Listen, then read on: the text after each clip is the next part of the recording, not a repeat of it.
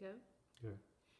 Hi, my name is Becky Camp, and I'm here tonight to talk about one of the biggest challenges facing the financial industry: following the money.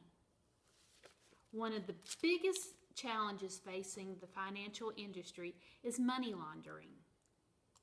Money laundering is taking illegal gained funds and passing it through the legitimate process so it makes it appear legal. Money laundering can be simple to complex. From the doctor who takes money for prescriptions for oxycodone when the prescription wasn't needed, to the elaborate Ponzi schemes such as the one that Bernie Madoff ran for several years. The challenge that bankers face in combating money laundering is it's a never-ending effort. The criminals always seem to be one step ahead in discovering new ways to money launder. To compound the efforts of the bank to uncover money laundering schemes is the fact that many of our banking processes are now done electronically and without the need of bank personnel and with some degree of anonymity. It's important to understand that banks must know that the money that they handle is illegally obtained and they are not knowingly accessory to criminal activity. Money laundering schemes can be simple and involve one or two people, or they can be complex and involve several individuals and have many moving parts.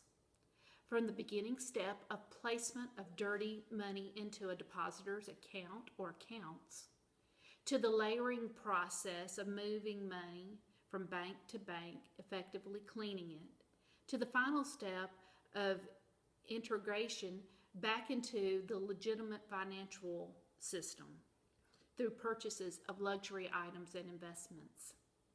According to an October 1st, 2014 article by George Haynes, CEO and founder of Logistic Design Management on LinkedIn, he states that money laundering is an integral component of criminal activities that generate the proceeds or profits for criminals.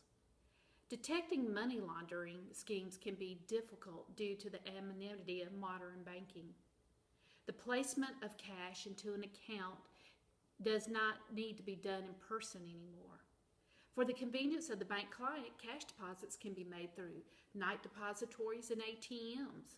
Both processes can be performed anonymously and by different people. Once the cash has been placed into an account, money is then moved from account to account or bank to bank, cleaning the money, and then it's pulled out and integrated back into the financial system through purchases of luxury cars, homes, and investments. To mask the money, dirty money, criminals will often have a front business that performs legitimate business functions, such as a nail salon or a hair salon. The dirty cash is commingled with the legitimate cash and placed into the financial process. This helps to clean the money faster and in fewer steps. According to a September 23, 2015 document by the IRS, Examples of Money Laundering, Dr. Terrell Eugene Brown of Fresno, California, was recently sentenced to 57 months in prison, fined $182,000, and forfeited 3 BMW sedans for illegally selling prescriptions for oxycodone and hydrocodone. He structured the cash deposits to avoid the reporting requirements that would have alerted authorities to the illegal activity. Anytime a person deposits $10,000 and a penny in cash, banks are legally obligated to report that to the U.S. Secret Service.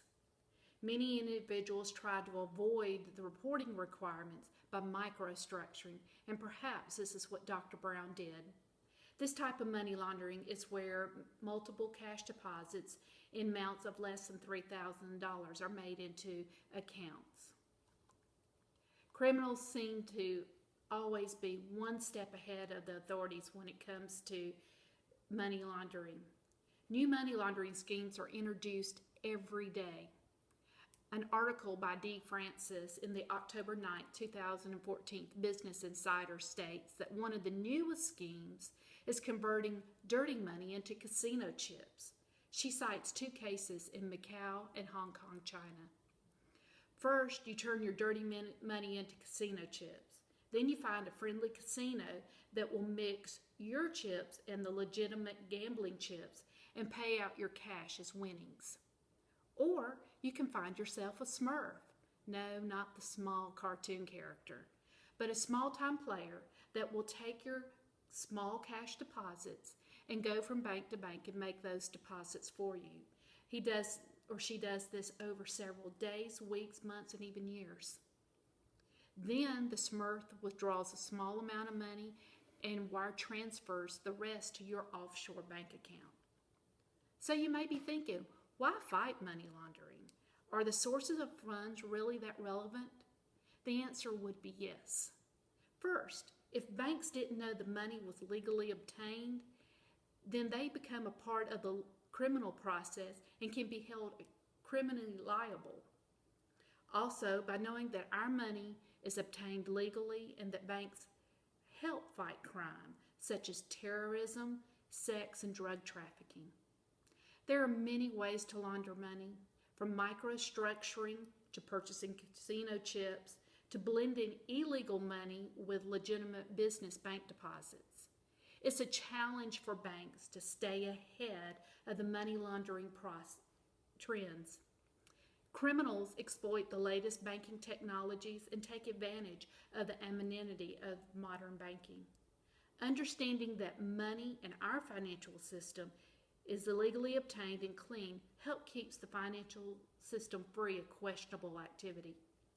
For these reasons, money laundering is one of the biggest challenges facing the financial industry today. Thank you for listening.